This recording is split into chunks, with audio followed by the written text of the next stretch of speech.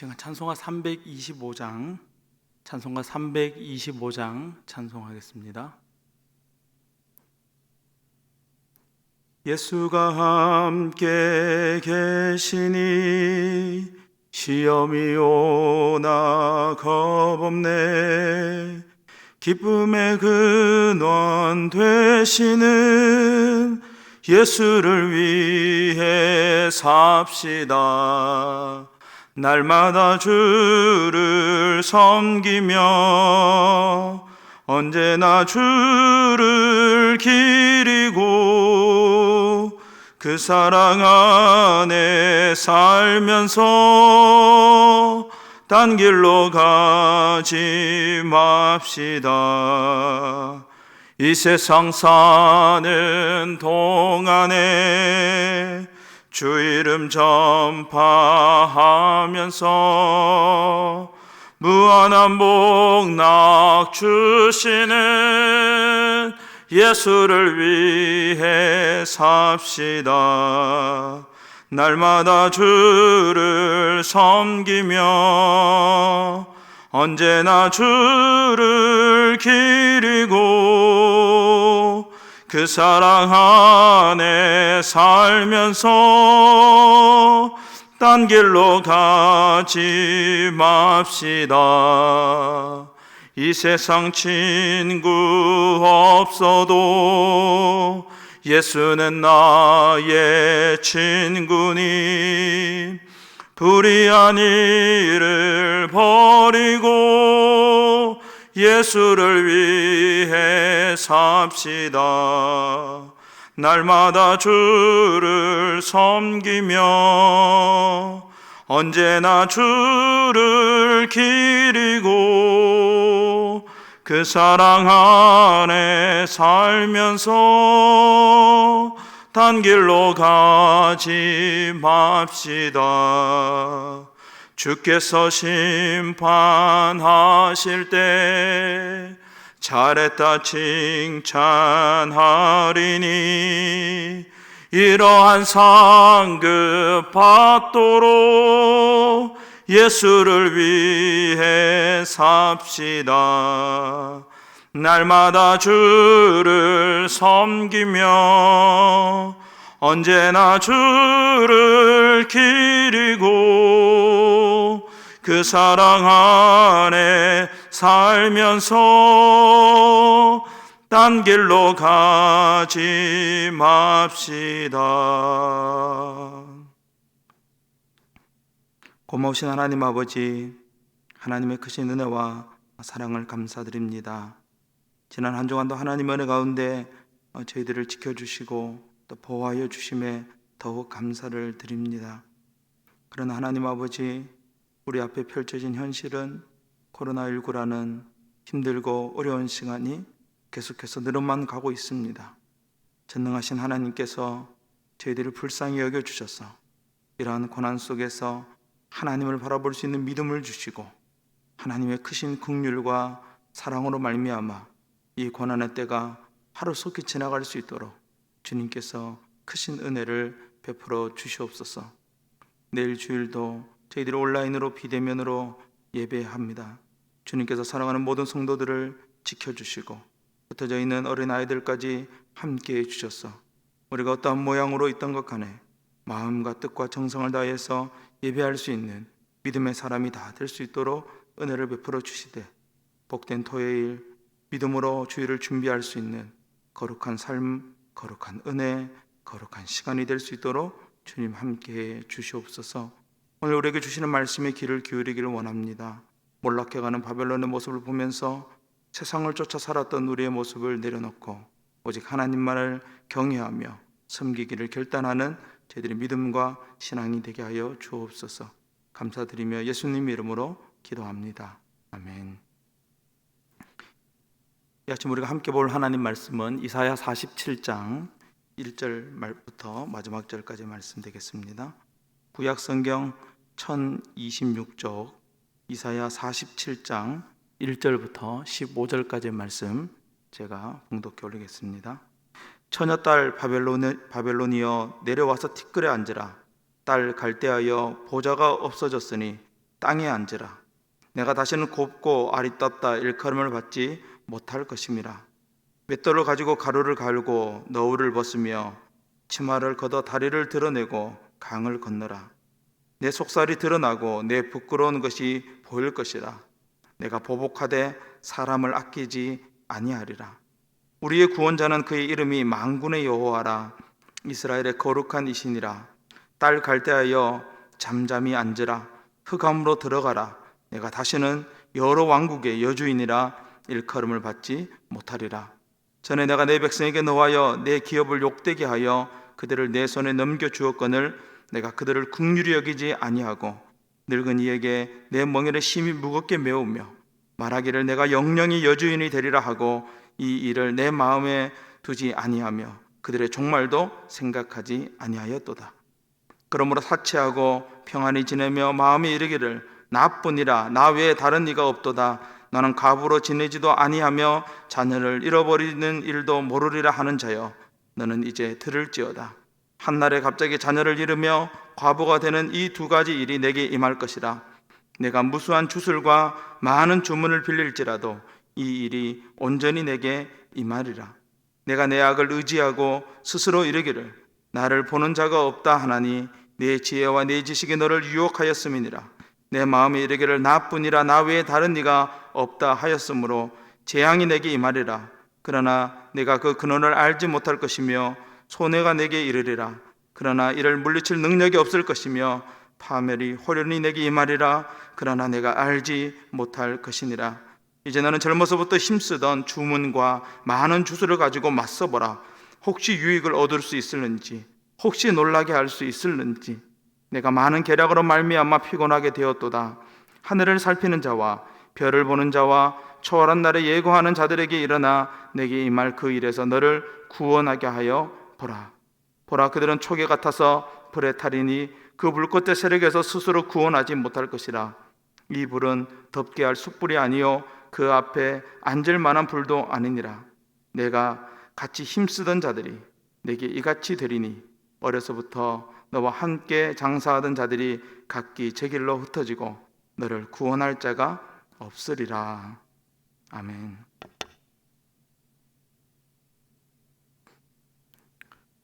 어제 금요기도의 시간에 말씀드린 것처럼 이사야 선지자는 유다 사회가 아주 혼란스러울 때에 하나님께 부르심을 받은 선지자였습니다. 그러나 이사야 선지자는 모든 면에서 탁월함을 갖추고 있었는데 그 중에서 그의 언어의 실력, 히브리의 실력은 남달랐습니다. 좋은 학자들의 특징, 실력이 있는 학자들의 특징은 학생들에게 자신이 가지고 있는 지식을 이해하기 쉽게 잘 설명해 줍니다. 왜냐하면 자신이 무엇을 말하는지에 대해서 명확히 알고 있기 때문인 것이죠. 그래서 학생들은 실력 있는 학자에게 무엇인가 배우는 것을 매우 좋아합니다. 이사야 선지자는 실력이 있는 선지자였습니다. 그런 탁월한 어휘와 문체 그리고 구절을 통해서 이스라엘 백성들 뇌리에 오랫동안 남아있도록 하나님의 말씀을 전하였습니다. 우리는 지난 2주 동안 바벨론을 멸망시킬 바사의 고레스 왕에 관한 말씀을 들었습니다. 계속해서 반복하는 이 말씀을 우리에게 들리도록 하는 것은 이것이 매우 중요한 사건이라는 것을 의미하는 것입니다. 아마도 이스라엘 사람들은 처음 이사야 선지자의 말씀을 들었을 때는 잘 이해되지 않았을 것입니다. 아직 들어본 적도 없는 바벨론, 바사, 고레스에 관한 것들이 마음에 와 닿지 않았을 것입니다. 그러나 세월이 지나면 지날수록 사람들은 이사야 선지자의 말을 떠올릴 수밖에 없는 것이죠. 왜냐하면 이사야 선지자가 전했던 그 말씀이 200여 년이 지난 후에 하나씩 성취되어 가고 있었기 때문입니다. 바벨론 포로 생활 가운데 있었던 이스라엘 사람들은 이 말씀을 다시 기억하면서 어떤 마음이 들었을까요?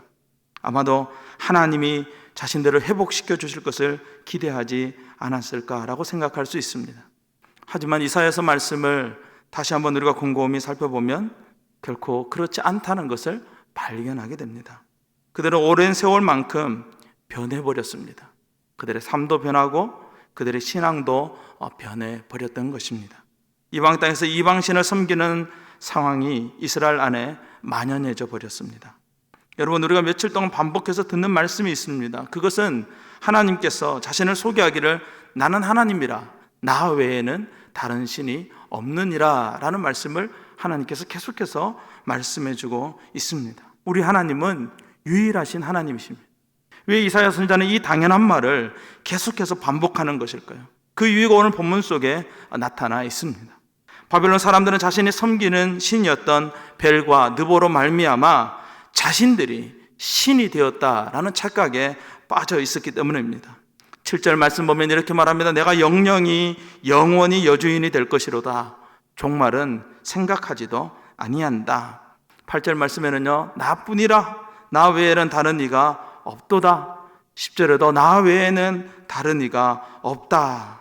이것은 하나님이 말씀하신 것이 아니라 바벨론의 우상을 섬기는 바벨론 사람들이 하는 말이었습니다. 그들의 교만이 하늘을 찔렀던 것이죠. 마치 바벨탑을 쌓았던 그들의 선조들처럼 그들은 하늘을 향하여 높은 성을 쌓고 자신들이 마치 하나님이 된 양 스스로를 높이고 있었던 것입니다.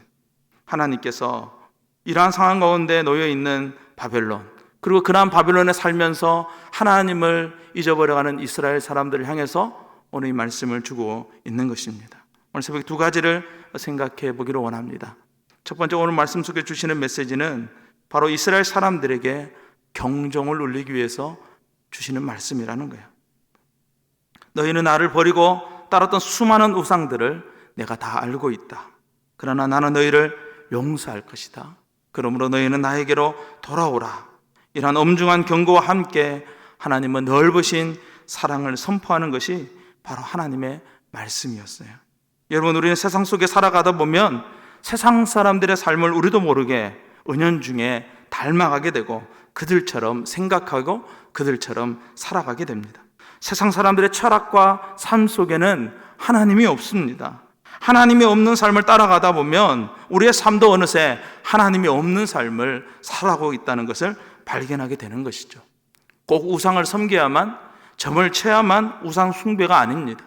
하나님 없이 살아가는 인생, 그것 자체가 바로 우상 숭배적인 삶이라는 거예요. 오늘은 거룩한 주일을 준비하는 날입니다. 우리는 오늘 하루, 지난 한 주간의 우리의 삶을 되돌아보면서 하나님 없이 살아왔던 우리의 삶을 되돌아보며 내려놓고 회개하며 오직 하나님만을 예배하며 살겠노라고 결단하고 고백하는 날이 바로 오늘이 되어야 하는 것입니다. 목회자만 설교를 준비하기 위해서 토요일 밤새 끙끙 앓는 것이 아닙니다. 모든 성도들이 한 마음으로 주일을 준비해야 되는 것이죠.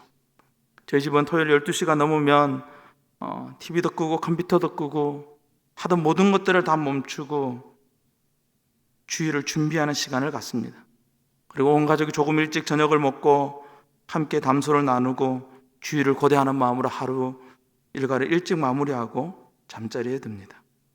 아이들에게 신앙을 교육하기 위해서 했던 일인데 그것이 시간이 지나서 되돌아보니까 저에게도 유익이 되고 아내에게도 유익이 된다는 거예요. 코로나 시대 속에 우리는 가정을 거룩한 성전으로 만들어 가야 합니다. 이스라엘의 신앙 교육은 이 아이들의 중심으로 이루어져 있다고 합니다. 아이들에게 어떻게 신앙을 전수할까 고민하면서 그들은 각종 절기를 다양한 놀이로 승화시켜 아이들과 함께 다양한 놀이를 하면서 하나님이 지키라고 한 절기를 함께 지킵니다. 놀면서 즐겁게 그 절기를 보내는 것이죠. 아이들을 중심으로 보내다 보니 당연히 어른들도 함께 하게 되고 어른들도 하나님께서 지키라고 하는 그 절기를 잊지 않고 기억하게 된다고 합니다. 신앙생활은 나 혼자서 하는 것이 아닙니다. 가족이 함께하고 구역 식구들이 함께하고 교회가 함께하는 것입니다. 우리가 비록 계속해서 모이지 못하는 상황이 펼쳐짐에도 불구하고 우리가 영적으로 거룩한 주일을 준비하는 우리 성속의 모든 성도님들 되기를 간절히 소망합니다. 각자의 자리에서 우리가 믿음으로 복된 주일을 준비하고 거룩한 마음으로 하나님께 나와 예배한다면 하나님께서 우리 성소교회 공동체를 이 어려움 속에서도 지키시고 또 우리가 다시 만날 때에 더욱더 영광스러운 모습으로 만날 수 있도록 인도해 주실 줄로 믿습니다. 두 번째로, 하나님은 이 말씀을 믿는 이스라엘 사람들에게 뿐만 아니라 하나님을 믿지 않는 세상을 향하여 경고하고 있는 말씀으로 주고 있습니다. 오늘 말씀은 바벨론의 마지막 파멸의 모습이 기록되어져 있습니다. 사실 오늘 말씀은 입에 담기 어려울 정도로 아주 끔찍한 사건들이 나오고 있습니다. 11절 말씀 보면 이렇게 말씀합니다. 재앙이 너에게 임하리라. 그러나 너는 그 재앙이 어디서 오는지 알지도 못할 것이다. 재앙이 너에게 몰려올 때에 너는 그 재앙을 물리칠 아무런 능력도 없을 것이다.